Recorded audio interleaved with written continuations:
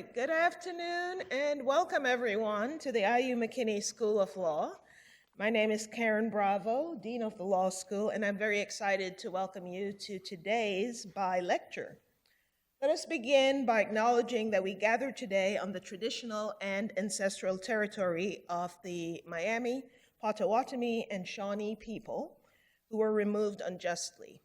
We honor the heritage of Native peoples, what they teach us about stewardship of the earth, and their continuing efforts today to protect the planet. In addition, our campus and our law school stand on the lands of a vibrant Black community which was also displaced. As the present stewards of the land, we honor them all as we live, work, and study here at the law school and on our campus. Now, the Bayh Lecture was established here at IU McKinney School of Law in honor of the late U.S. Senator Birch Bayh and in recognition of his long and distinguished career in government. Thank you to those who made this possible. The Simon Property Group, where Senator Bayh served on the board for 17 years, and to the Friends of Birch Bayh. We're very grateful for the support over the years of Senator Bayh's widow, Kitty Bayh, and their son, Chris, who's here with us tonight. Unfortunately, Kitty Bayh was not able to join us in person tonight, but she has been a great friend of this event and of our school and is with us in spirit. Senator Bayh's accomplishments in the Senate were numerous. He's the only person since James Madison to draft multiple amendments to the U.S. Constitution. He created the framework for the presidential transition through the 25th Amendment on presidential and vice presidential disability and succession, the 26th Amendment lowering the voting age from 21 to 18, and the Equal Rights Amendment, which could yet become law. He's also responsible for landmark legislation such as the Privacy Protection Act, the Juvenile Justice and Delinquency Protection Act, the Bayh-Dole Act, and Title IX of the Higher Education Act. This year, we turn our focus to a timely topic, an unfortunately timely topic, disaster relief. So there was the Disaster Relief Act, which became the foundation for FEMA. It was the tornadoes that raged across Indiana and the Midwest in April of 1965, devastating lives and property, that focused Senator Bayh's attention on the inadequacies of America's disaster relief laws. Laws, he said, that were, quote, piecemeal, limited in scope, temporary in duration, and only retroactive responses to particular catastrophes. Senator Bayh's response was typical. He saw a need to alleviate suffering. He studied all the needs and facets of preparedness. He held hearings in Washington, and he traveled to communities typically ravaged and ignored to hear firsthand of their needs. He led the effort to unify disaster relief activities, establish communication centers, and form emergency support teams. And he remained dogged, introducing his disaster relief bill in 1965, 1967, 1969, and finally and successfully in 1970. Tonight, we welcome an expert on Senator Bayh's legacy in this regard, including how this legislation came to pass. Andrew Morris is Associate Professor of History at Union College in Schenectady, New York. Professor Morris teaches contemporary American history with a focus on political history and environmental history. His op-ed pieces have appeared in the Washington Post, and he has been interviewed by NPR, the History Channel, and the Associated Press, among others. He is the author of The Limits of Voluntarism, Charity and Welfare, From the New Deal to the Great Society, which was published by Cambridge University Press. And his forthcoming book on tonight's topic, Even a Storm, A Person is Mistreated in a Storm, Hurricane Camille, Civil Rights and the Southern Strategy in Nixon's America, which is forthcoming from the University of Pennsylvania Press. Without further ado, I will welcome Professor Morris, and I will say hold questions till the end, and then we will welcome them from you, the audience. Thank you.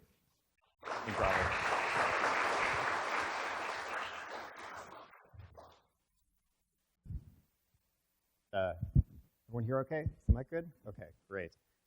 I am really honored to be here. It is such a delight to be part of this commemoration of the life and accomplishments of Senator Bayh. Senator Bayh was one of the first people I interviewed when I started working on this topic 10 years ago. It's been a long gestation for this book. I was lucky enough to travel down to Maryland to his home, where I met him and Kitty and spent a wonderful afternoon talking with him about his broader career and specifically about his interest in disaster relief, which at that point in particular really wasn't part of the work that people generally celebrated him. So my book is not focused on the senator solely, but I think and I hope one of the outcomes of that will to justly recognize this part of his legacy. He and Kitty were both wonderful, generous hosts, thoughtful interviewer. He put up with a lot of email follow-ups about for the next few years. And I was just grateful to have the chance to meet Chris for the first time. So I've also spent a lot of time up in Bloomington going through his papers, a lot of his stuff in the modern political collection up there. And those archival resources are also a huge part, especially of the legislative story. So a lot of great Indiana stuff going on. So let me just set the stage a little bit for what I'm going to be talking about tonight, and I'll pull back and give you kind of the big overview, and then we'll get into the meat of it. So, Hurricane Camille, which is the disaster that my book is centered around, and I'll be talking a lot about this tonight. Hurricane Camille hit the Mississippi Gulf Coast and also the eastern coast of Louisiana on the night of August 17th, 1969, into the morning of August 18th. Coincidentally, it's the same weekend the Woodstock Music Festival was going on, and they were getting rained on up there too, but they were getting a lot more rain in Mississippi. Hurricane Camille was one of the most powerful hurricanes to hit the United States, the mainland United States, in the 20th century. It was one of 3 Category 5 hurricanes to hit the U.S., and that means it had an estimated 200-mile-an-hour winds, which are almost just inconceivable, the amount of damage it can do. And the next morning, residents, state officials, people who could make it down onto the coast found a landscape of destruction that they had a hard time putting words to. And time again, they reached back for the closest analogy they could find, which was the bombing of Hiroshima just 24 years earlier. This is not a picture of Hiroshima. This is a picture of Biloxi, Mississippi. But that was the closest thing, the closest analog that they could find to kind of wrap their heads around the scale of the destruction. Camille scoured the Mississippi Gulf Coast for about 26 miles, the worst concentration of damage, up to several miles inland of really discernible damage, but particularly right on the coast itself. The first few blocks of the coast were basically wiped out. Somewhere in the order of 20,000 homes were destroyed by the hurricane, and as you can see here, it also hit the heart of the tourism industry, which was one of the mainstays of the Mississippi coast economy at the time. Scenes like this were just spread across the news magazines, newspapers, television. One of the most famous incidents, number of people holed up in a recently built apartment building, Richelieu, small town of Pass Christian. You can't tell, but the ocean is basically right on the other side of Highway 90, which goes right along the Gulf Coast there. That's what the building looked like before the storm, and that's what it looked like after.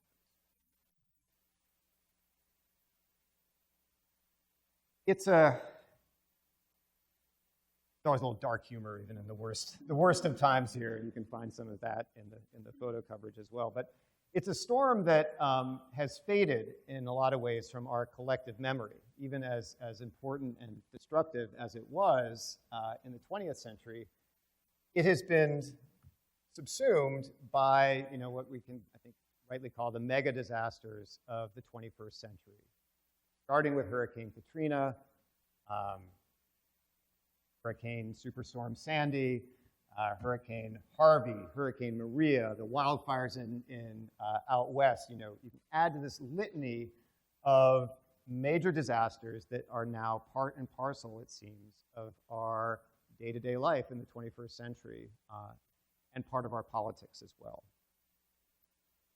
But I would argue that if we really want to understand why, say, the bungled federal response to Hurricane Katrina was such a political disaster for then President George W. Bush, to understand why he took so much of the blame, plenty of blame to go around, but arguably, one of the places you start to see his presidency crumble, I think we have to go back to Hurricane Camille.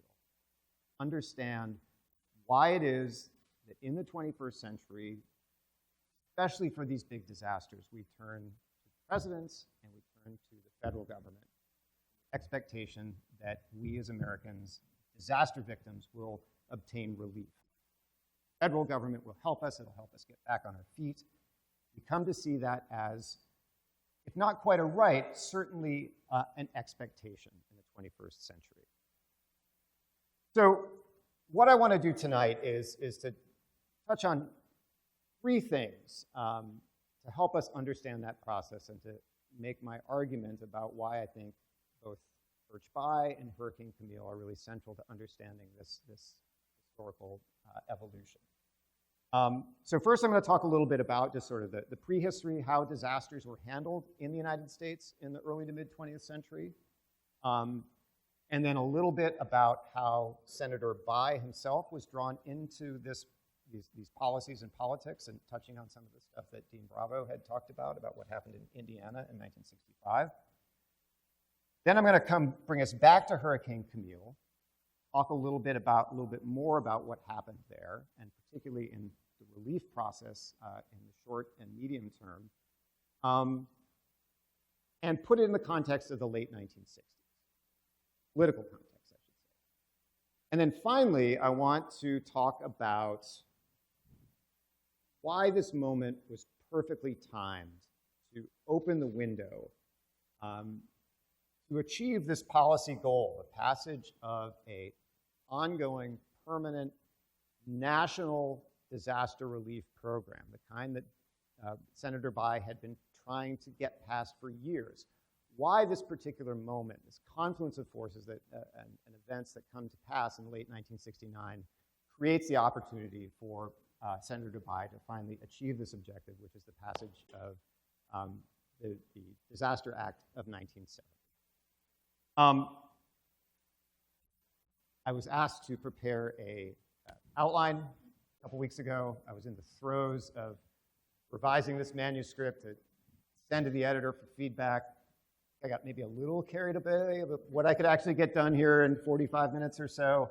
And I was also working on it on the plane. So what I'm talking about might not track exactly with what you have in front of you. I would say sue me, but I know my audience, so run that. But I'm happy to, if there's material on there that piques your interest that I don't talk about, I'm happy to talk more about it in Q&A or in the reception afterwards.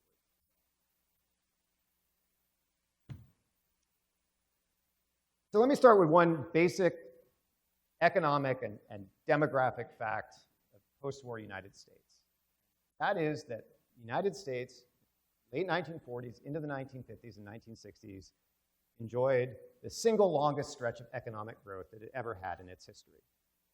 Moment of mid-20th century prosperity that we often look back to fondly in the years since. What that meant is that the US population was getting bigger, the baby boom, of course. We were building houses like crazy. We were building roads like crazy. Businesses were expanding. There was a lot more stuff, houses, businesses, infrastructure around in the mid-20th century than there had been in previous decades. Just a simple fact. The built environment had changed dramatically. And increasingly, a lot of that development happened to map against places that were risky. A huge amount of post-war residential development is in coastal areas in the post-war era, a trend that has continued basically unabated since then. There is a ton of construction in seismically active zones, like California.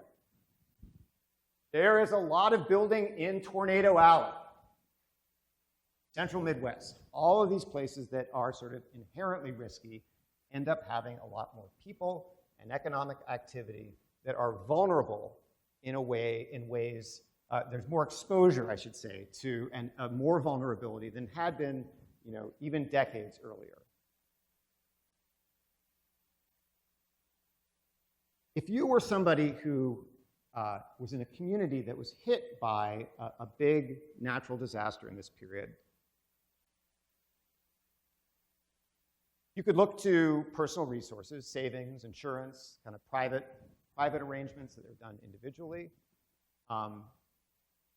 If in the short term, in the emergency phase, or the longer term when you're trying to rebuild, if your losses outstripped your resources, there wasn't a whole lot to fall back on. Disaster policy, early 20th century, mid 20th century, was seen as rightfully the province of localities, states. It's really, if you're talking about federalism, this is one of those policies that traditionally kind of pushed down, and the American Red Cross. A weird, non-governmental, but has some aspects of government, but basically a charity, a private charity. States, localities, and the American Red Cross. And the American Red Cross for individuals. You lose your house, maybe you have insurance, but the insurance doesn't match your losses. The American Red Cross, they'll feed you, they'll give you some clothes right after, but they would also make up the difference with a grant between your resources and your loss. So especially for individual homeowners, the Red Cross was the place that most of them would have fallen back on if they faced a major loss from a disaster. That was all well and good. It functioned reasonably well, although any disaster you look at, there's always going to be inequities and problems and stuff like that. But that basic arrangement held for the first few decades of the 20th century. But in the aftermath of the New Deal in the 1930s, the response to the Depression, in the aftermath of World War II, coming out of the war, the United States has just a much more, a larger and more capable federal government. The federal government is simply doing more things. And very gradually, you start to see the federal government take on certain aspects of aid in the aftermath of disasters. For the most part, what it did is focus on rebuilding public facilities, starting with roads, and then maybe later kind of moving on into other kinds of public buildings. But by and large, it was focused primarily on public sector infrastructure and did very little for individual private homeowners, business owners, that kind of. There's a couple little exceptions, but by and large, there was essentially a division of labor. Federal government is taking on more work, but for individual disaster victims, it's still basically the Red Cross and whatever sort of local and state provisions might be there. The 1960s, though, is going to prove to be a turning point in this arrangement, in this previous disaster relief regime. And as we all know, early to mid-1960s is an era where people's expectations of the federal government are expanding. Best embodied in the Great Society programs of President Lyndon Johnson. The era, of course, where the social safety net is expanded significantly for certain categories of American citizens, Medicare, Medicaid, most notably. It is also the era where the claim to national citizenship is strengthened through the Civil Rights Act of 1964 and the Voting Rights Act of 1965. Put a little Indiana.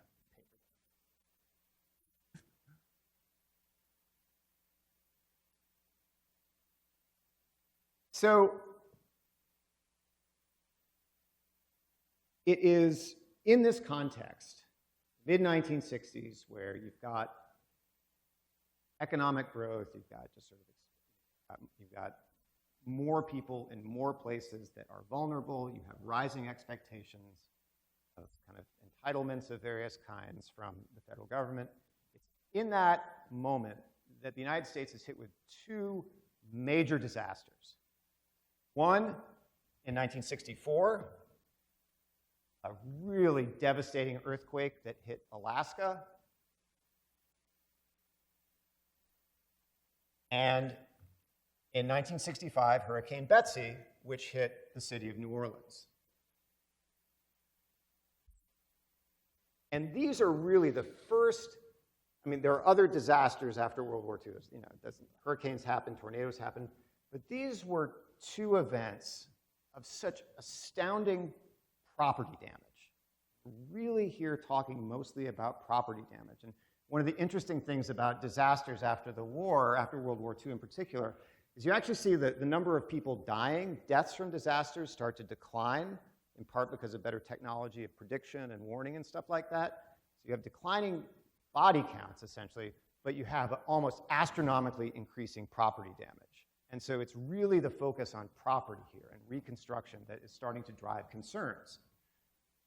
What happens with these two events? Well, Congress intervenes with the support of President Johnson. After the Alaska earthquake, they pass a special bill providing all sorts of programs for both the public sector and for individuals. Unemployment insurance, temporary housing, loans through the Small Business Administration for people to rebuild their houses, on and on. All the stuff that the federal government hadn't done before, all of a sudden they do it for Alaska. Because it's a one-off, it's so bad, they're never going to see anything like that again. And then they do it again for Hurricane Betsy, because it's as bad, and the Louisiana congressional delegation also has a lot of power. They've got President Johnson's ear. And one of the things we see is kind of a ratcheting effect. Like, you establish this precedent once, and it starts to move again. What was similar about those two pieces of legislation, though, generous, they were unprecedented in many ways, but they were limited just to the victims of those disasters. You were in a flood in late 1964, and you saw what was happening in Alaska, and you'd expect that you deserve the same. No go. Just targeting Alaska. And as Dean Bravo alluded to, that is the situation that Senator Bayh found himself and his constituents in the aftermath of the Palm Sunday tornadoes of early 1965. Palm Sunday tornadoes, somewhere in the order of 270 people were killed in all the affected states. In Indiana, the figure I saw was 137 people killed, 1,700 injured. I believe it's still the deadliest tornado to have hit the state at this period. Super famous picture of the twin funnels. You see on like every tornado and weather nerd website everywhere. Incredibly powerful picture. Property damage was somewhere around $30 million in 1965 dollars. It's somewhere on the order of $300 million today. It's a pretty major loss. And Senator Bayh and his colleague, Senator Hartke, both liberal Democrats in the Senate representing Indiana. That was a thing, apparently, at one point. Survey the scene, and they call upon the president, both of whom they're very close to LBJ. Birch Bayh was sort of a seen as kind of a young protege of LBJ. He really liked him. Hartke was the more senior. They got LBJ to come out, and the president showing up at a disaster wasn't really that much of a thing in this period. It's one of the things that we'll see change, but this is part of LBJ's style. So he comes out, he walks around, he shakes his head, and Bayh, in particular, thinks that he's going to be able to convince Johnson to push for a quake-type aid, as in the same kind of thing that Alaska got for Indiana. Pardon my finger in the reproduction there. This is in my early days of using my iPad to make copies, and I didn't quite have it down, so there's a little bit legacy of the archival project. And there we have Senator Bayh looking very serious, reading a Kokomo Morning Times special on the tornado. But no quake-style aid materialized. Despite Johnson's sympathy, there simply wasn't the sort of political will in Congress to pass yet another thing, even though they were going to do it shortly thereafter for Hurricane Betsy. And so victims in Indiana were left to this traditional system of state and local and Red Cross aid. And I found that utterly inadequate. He came back, he had hearings here, as Dean Bravo alluded to, talked to constituents, found people frustrated with the process. The aid that we were getting was inadequate. When I interviewed him about this, he described the sort of system as kind of like a Band-Aid thing, just sort of patch it up a little bit, but not doing anything meaningful in his view to restore people to a position where they could be kind of productive citizens once again. It was nothing, he said, compared to what, and this is one of my favorite quotes, the great purse strings of Uncle Sam could provide. I use that quote all the time from him. That in his view, as a great society liberal who believed that a wealthy and powerful country, as the United States was in 1965, could afford to do more for disaster victims. And he was appalled by what the people in Indiana received. And he made it part of his legislative mission to pursue a policy that would create an ongoing federal program that would be available to victims of any major disaster, not just the disasters in places that happen to have the most politically connected people in Congress, but an ongoing program where victims could expect that the federal government would aid them. Expectation and the resources of the federal government, very much part of kind of this political moment that Bayh and his colleagues were operating in the context of the Great Society. Again, as Dean Bravo alluded to, he tries to get this bill passed in 1966. It goes nowhere. 67, it goes nowhere. And I've actually lost track. I think you have a better chronology than I do. I can't remember if he does it again in 67 or 68, tries again in 69, and he just gets nowhere. And it's sort of, it's one of those things I always puzzle. It's like, it seems like it should have been a no-brainer. I mean, you got LBJ, you got Medicare, like they're doing all this stuff. Why didn't it happen? And there are a lot of reasons, but one of the most direct is it had to do with the political incentives in Congress around disasters. That is that congressmen, and particularly the congressmen that sat on the House Public Works Committee that oversaw disaster legislation, really liked writing very specific bills for their colleagues whose state had been hit by a disaster, from whom then they could extract political favors down the road. It was simple congressional log rolling, the most blatant kind, and from everything I could tell about and from what Senator Bayh told me, that was the biggest roadblock. The conditions were set, the political conditions were set, but the institutional priorities were kind of working against this particular pursuit that he was going on. And he just found himself stuck over and over. You can see the frustration coming out in like all the memos and stuff that are up in his papers in Bloomington.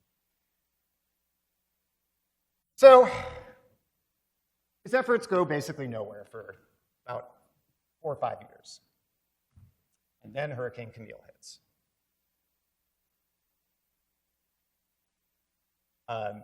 One of the Senate staffers on the Senate Public Works Committee, and again, disaster legislation went through the Public Works Committees of both the Senate and the House, and it was the Senate Public Works Committee where you'd see a lot of the legislative action, and Senator Bayh sat on that committee.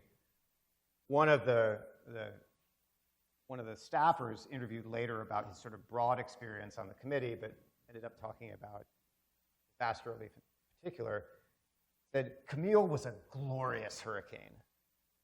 Not glorious because he is into death and destruction, but in terms of how it disrupted the kind of policy environment and created an opportunity for them to kind of seize the moment and push through this legislation. It was glorious in that sense. And here's why. What we see happening or what you would have seen happening, especially in the first few weeks and into the first couple months back on the Mississippi Gulf Coast, is that things fell apart. Every level of the kind of traditional disaster response regime, if not failed, was crippled by the storm of such power and such magnitude, such destructive force. There's a lot of little towns on the Mississippi Gulf Coast. I don't know if you've been there. The biggest cities are Biloxi and Gulfport.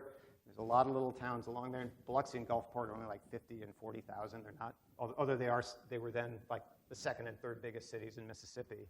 The storm overwhelmed, what political scientists would call the state capacity of these towns. They simply were just overmatched by the destruction. Emergency services, their planning, they just didn't have the capacity in the short term to kind of deal with the immediate problems of the moment, nor did they have the capacity in sort of the longer term to kind of pursue the kinds of policy and aid that bigger cities could, like Biloxi or Gulfport, someplace like that. And past Christian, Mississippi, which is on the western end of the Gulf, it's just a teeny little resort, beautiful little resort town, lots of 19th century houses that got just blown away by the storm. It was right near where the eye of the hurricane hit, and it becomes a poster child for just the collapse of basically kind of local authority and local institutions in the aftermath of the storm. Red Cross, which is a national organization, but it's rooted in local chapters, and its disaster relief response is modeled the same way. So the first line of defense from the Red Cross point of view is its local chapters. Each chapter has like a disaster unit, and they're supposed to organize the shelters and the distribution of relief in the aftermath. As is the case with so many of these big disasters, first responders, and whether it's the public sector or people like this, they themselves were disaster victims. And the Red Cross apparatus for relief also fell apart until it was bolstered from outside, from the national organization, and also with the help of military resources. So there's the kind of cornerstone of relief is also basically kind of taken off the board, at least temporarily. State government didn't do much better. Disorganized. The governor's office in Mississippi, it was a kind of weak governorship at that moment. Didn't have a ton of power, but emergency management is one of the things that was kind of in the governor's purview. John Bell Williams, who was a conservative, kind of basically the last openly segregationist Democratic governor of Mississippi. He was a World War II vet. He lost his arm in a plane crash in the war. He's on the beach. He's there all the time. He loved wearing the jumpsuit. People started making fun of him because he's always down there in his jumpsuit. He's like taking command. But the state effort was also, as I said, disorganized, ineffectual, and not really living up to the billing that the system, in theory, would place it. As it so happens, Mississippi Gulf Coast in 1969 had a lot of federal investment in the form of the military and the space program. There was Keesler Air Force Base, major Air Force base through which a lot of Vietnam-era airmen passed through for training, especially in electronics, one of the major employers on the Gulf Coast at that time. There was one of 3 naval construction battalions based in Gulfport, with crews cycling through, back and forth through Vietnam. There was the Mississippi Test Facility of the National Aeronautics and Space Administration, a kind of offshoot of the central space effort in Huntsville, Alabama, and Texas facilities. Scholars talk about the space investment in the South as kind of the space crescent, because you had all of these very powerful Southern Democrats, long incumbents because of the basically one-party domination of the South, who held very important positions of power in Congress, and very assiduously, from the 1930s onward, sought out federal investment of all sorts to help develop the Southern economy. And you could see the evidence in that in the way that federal military and space dollars ended up right on the coast. They weren't put there to deal with disasters, but as it so happened, there just happened to be a lot of government lying around, which is a phrase I use there. And it was utilized in the aftermath of Camille very effectively and very visibly. There are other parts of the federal programs that didn't work as well, but this is one of the memories that if you read like oral histories of people that came through it, it's the Seabees, it's the airmen, it's the sort of representative of the government through the military, but still federal government, that really left a powerful impression with people alongside their memories of the failures of the Red Cross, of local officials falling apart, all of that taken together. Almost immediately, those powerful senators, powerful congressmen, Bill Colmer was the congressman who represented the coast. He was elected originally 1934, I think. All these guys were there for decades. He was the chairman of the House Rules Committee. Very, very important kind of pass-through if you want to get anything done in Congress. Very powerful guy. He and his colleagues, including Senator John Stennis, chairman of the Senate Armed Services Committee, Senator James Eastland, chair of the Senate Judiciary Committee, start demanding of their colleagues and of the newly elected President Richard Nixon to do something for the Mississippi Gulf Coast in the form of a relief package along the lines of Alaska, of Betsy, and now for Camille. Incidentally, this demand for more federal intervention is happening at precisely the same time that they are fighting a last-ditch effort to hold off the federal government's efforts to integrate the public school system of Mississippi, but that is another story for another day. All that stuff is happening at the same moment.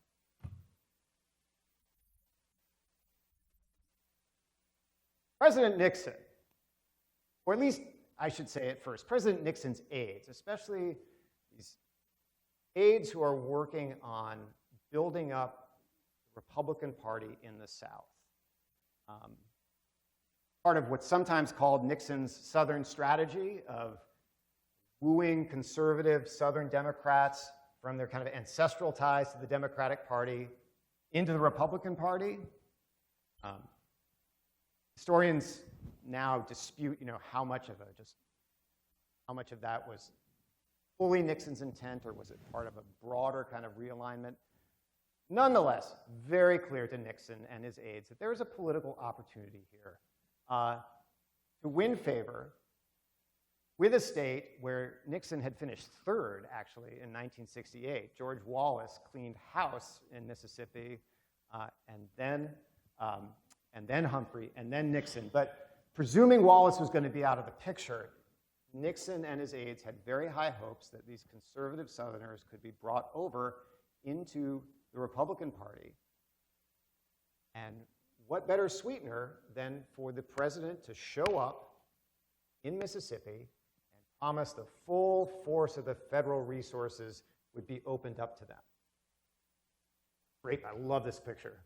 Backlit, White House photographer. This is Nixon landing. He landed at night in Gulfport. He's the first president to visit Mississippi since FDR.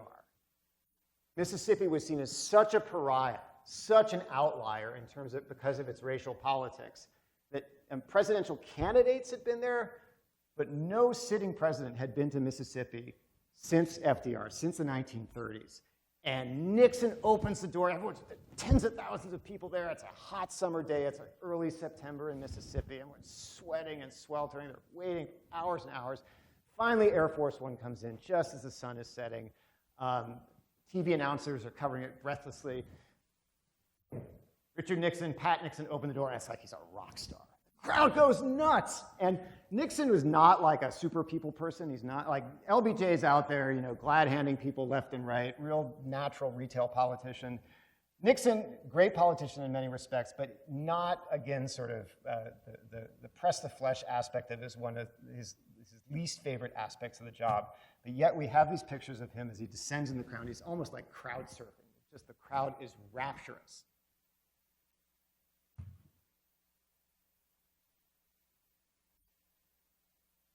Nixon sees the opportunity in the voters of southern Mississippi, and he also sees the opportunity to use this moment to forge a closer alliance with the powerful Southern Democratic congressional delegation. And this is a scene on Air Force One while it's sitting on the tarmac down there in Gulfport, and you've got all the players there. There's Nixon, that's John Stennis on the other side of the table from him. Bill Colmer is over there. That's the governor with his glasses, and that's Jim Eastland with his back to the wall. These are all major power players, people who Nixon, if he's not going to get them to turn Republican, he at least wants to work with them. In court nominations, among other things. And disaster relief was a way, especially in a kind of a tactical move, to help build those bridges. So as a result, pretty easily, in the fall of 1969, they pass a bill that extends all of those things that Alaska got, that Betsy got, all of those things to the victims of Hurricane Camille, but nobody else. And again, you can just see Birch Bayh's head start to explode. They literally took his bill off the shelf, the stuff that he had sketched out that was going to be the whole range of kind of federal, national programs. They took his bill, put it in, and basically put like an end date on it to the victims of Camille. So it's all his work there, except the one most important thing, which was kind of the ongoing, permanent nature of it. And it seemed, again, that it was just history repeating itself, that this is yet another instance of this kind of one-off kind of congressional backslapping, and his broader vision for disaster policy was not going to come to fruition. I forgot I had this. So this is the political cartoon sort of celebrating that moment in 1969, the sort of feel-good triumph of everybody coming together to aid these particular set of victims. Okay, so now I move to the third and last part, the moment after Camille, months after Camille, that in fact created this chance for Senator Bayh to push this policy into reality. In November of 1969, so this is the hurricane hit in August, so it's a few months afterwards, the recovery, rebuilding process has been going quite slowly. In November, two civil rights organizations hold a news conference, all the national press, in which they detailed the findings of a study team that they had sent down to the Mississippi Gulf Coast. Reports of discrimination, of racial discrimination, but also kind of class inequities had been bubbling up from the grassroots through these civil rights organizations. And the civil rights movement in 1969, especially in Mississippi, it's really kind of on its heels. It's not what it had been, in mid-1960s, but there's still people there. There's still networks there, people with connections back in Washington. People are starting to talk to sympathetic staffers in liberal Democratic senators' offices. And they release this big story that plays right into a very familiar traditional news story of the 1950s and 1960s, which is Mississippi screwing over black people, for lack of a better word. And that is something that storyline is something that could still attract national media attention. Familiar calls just the events, just prior to the Civil Rights Act of 64 and 65, and yet here is another instance of that stuff playing out in yet a different area of policy. So there's this tremendous and media attention. Months after Camille had basically faded from the headlines. All the drama was gone, it was just the kind of doldrums of Reconstruction, but boom, it's back on there. Turns out Mississippi state officials had racially segregated evacuation buses off of the Gulf Coast, sending white refugees to a hotel in Jackson and African-American refugees to Jackson State College, a historically black college and university in Jackson. Governor Williams refused to appoint any African Americans to the big kind of oversight committee that was helping decide where federal funds were going to be placed, economic development funds for the reconstruction of the Gulf Coast. A single African American representative on that, despite the fact that the racial population, the racial makeup, there were fewer black people on the coast, but still 20% of the population. And this is part and parcel of what you'd seen in Mississippi government, absolute lack of representation for African Americans in that period. The Red Cross. Testimony comes up of people that went in. There was a white woman who worked in a Head Start child care center, comes in with her black colleague. They'd both been hit by the hurricane, basically lost everything. They go to this closed distribution facility. And her African-American colleague goes to start looking for something, and the white woman's kind of taken aside by one of the local Red Cross workers and said, we've got better clothes for you. Stark Mississippi moments here. So there are those instances where you have the kind of really just sort of blatant racial discrimination. But then you also have this kind of class dynamic. Middle-class families were given better food by the Red Cross than poorer working-class families. There were two budgets. Middle and upper-class families and kind of poorer working-class families, because it was assumed that poorer people could kind of get by with worse food. That was part of the exposure. Of course, race and class are kind of overlap very heavily on the coast in that period, but it wasn't exclusively a racial issue. Middle-class victims, upper-class victims who'd lost possessions got more money to replace more expensive goods than poorer people did. The whole philosophy is that we would restore you, Red Cross would restore you to the position that you had been in before the storm. We're not going to socially engineer. If you're a rich person who lost a lot, you're going to get more than a poor person who might have lost proportionally the same amount, but in absolute terms, you're going to get a lot less. Federal government was also taken to task in the programs that did kind of connect with individuals. It didn't do a great job about outreach, especially to less well-educated people. Trailers that the federal government provided were distributed by the local housing authority and were put in basically segregated lots. Even though it's a kind of federal program, it is being channeled through local authorities. So all of these instances come together to create this sort of political firestorm around the sort of longer-term efforts. And it is precisely the kind of opportunity that Senator Bayh was looking for to help make the case, again, in this context, that the federal government could not only be more generous to victims of disasters, but could also be fairer. Treat people more equitably as citizens of the nation rather than as citizens of Mississippi. Bayh was joined by his colleague Edmund Muskie, senator from Maine. Muskie was also on the Public Works Committee with some of his staffers that was doing some of the footwork down on the coast with some of the civil rights groups. Muskie was already kind of on the top of everyone's list for the Democratic candidate to challenge Nixon in 1972. So as you can see, the cameras were following him everywhere. He wasn't shy about sort of creating these publicity moments. And they decided to hold hearings down in Mississippi in January of 1970 to investigate these charges against the state, against the localities, against the Red Cross, and even against the federal government. They interviewed working class white victims. They interviewed representatives of the NAACP from the coast. Angry rebuttal by Governor Williams. All the major networks are there for 3 nights. All the major dailies.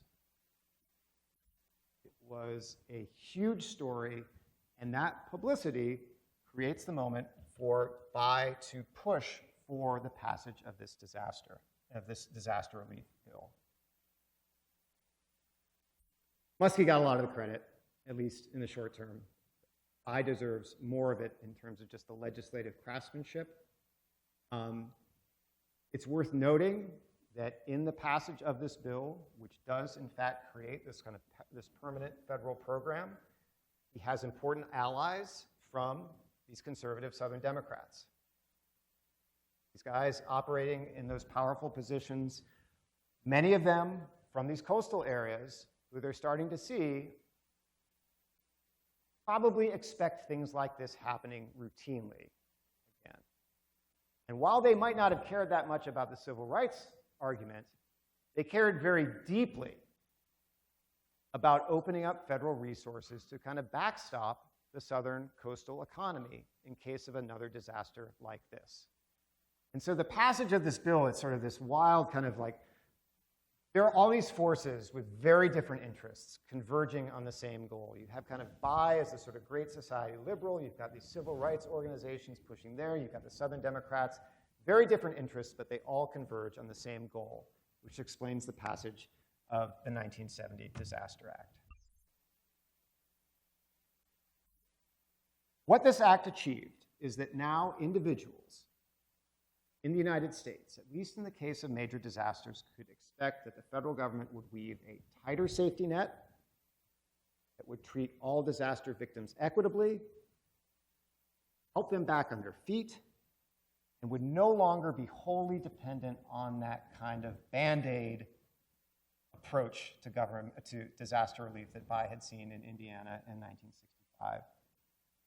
And that in theory, at least, disaster victims could now expect assistance as a right of national citizenship. Okay, that's all I got. Thank you very much.